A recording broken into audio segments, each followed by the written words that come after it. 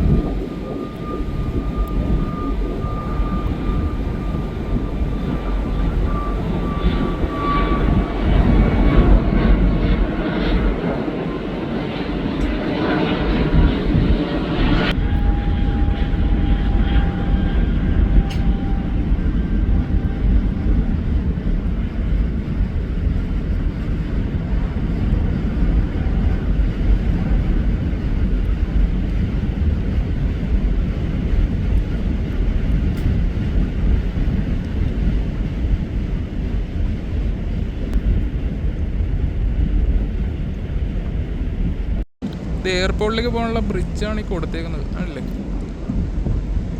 ഇവിടെ ഡയറക്റ്റ് ഒരു separate bridge ഒരു ക്രിയേറ്റ് ചെയ്തൊക്കെയാണ് അങ്ങോട്ട് പോകാനായിട്ട്.